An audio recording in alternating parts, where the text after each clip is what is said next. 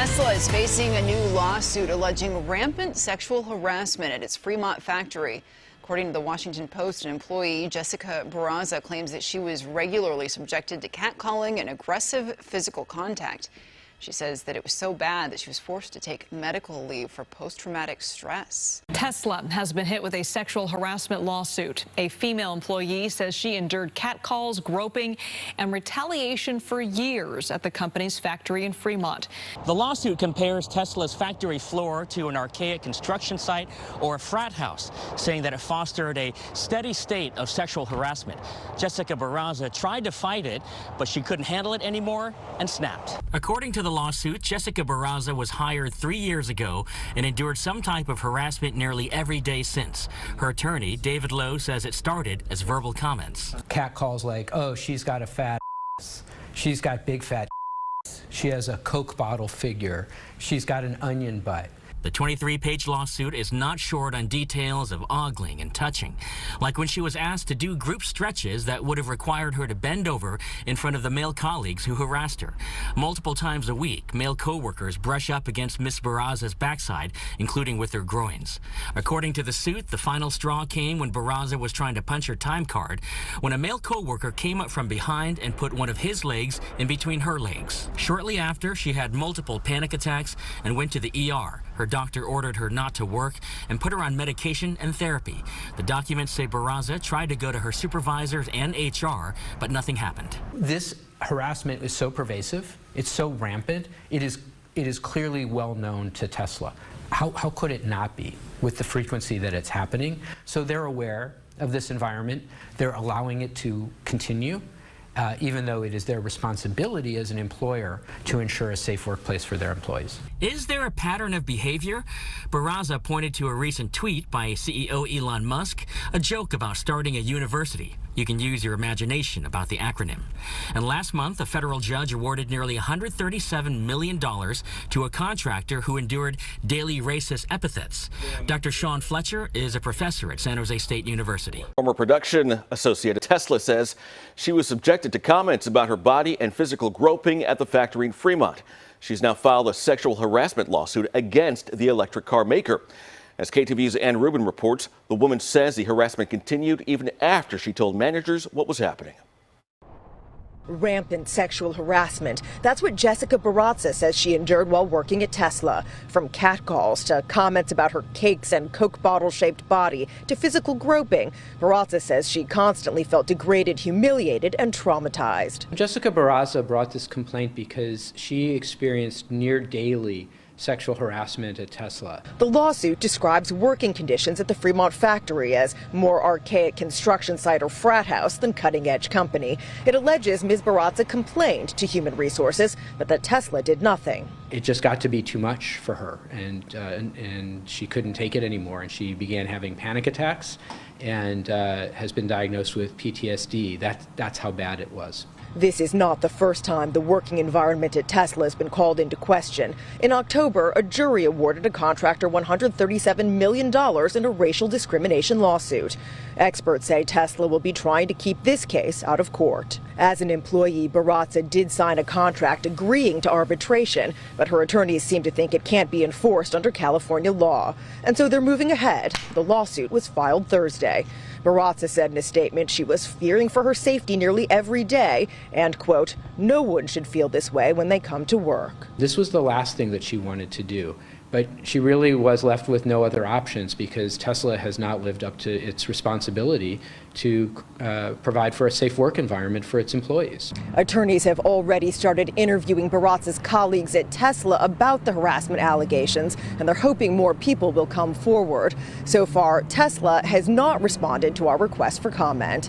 Did she ever record any of this? Because I know there are text messages. Does she have those text messages? And are there any audio recordings of the pretty nasty things that were said to her? So did she do anything like that that could possibly be used in court? The time that she was experiencing the harassment, Jessica had any thought that this was ultimately going to turn into a lawsuit. She's a really strong woman. She's always been able to take care of herself.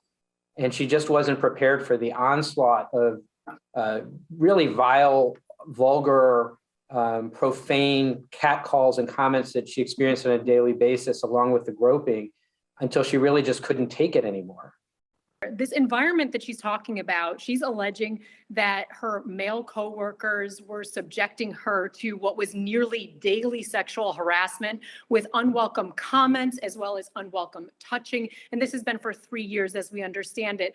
Now, some of these comments about her body, I am going to try my best here, but we can't really say them on the air, but she's been called, quote, that B word, talking about her backside, a fat ass. Other comments about her figure, also her male coworkers brushing up against her, using their groin areas to do that, using their hands to do that on her backside.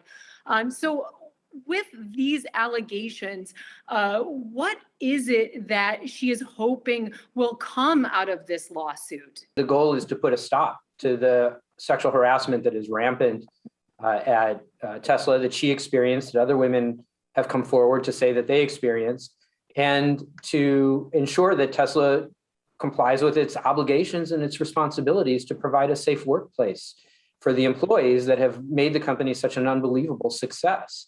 And so the primary goal, of course, is to put a stop to the behavior and create a safe workspace, make sure Tesla complies with the law, and also that she be compensated for the very severe harm that she's experienced. As I mentioned, she's a very strong woman, but this has broken her. And she's started having anxiety attacks and has been diagnosed with PTSD. That's how bad it was. I also want to ask you about the challenges that you face with this lawsuit that millions of employees face around this country, and that is that your client has signed an arbitration agreement with Tesla. So can you talk a little bit about why you say that agreement here is unenforceable, meaning that she should not have to go to arbitration? Yeah, it's really become an unfortunate common practice among major employers to try to shunt these kinds of cases into a confidential private arbitration so as to avoid public accountability.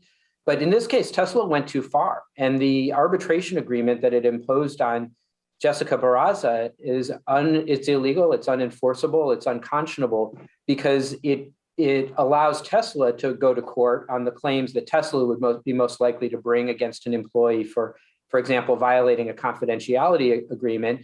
But it requires employees such as Ms. Barrazza to bring cases like this in quiet, behind closed doors in arbitration.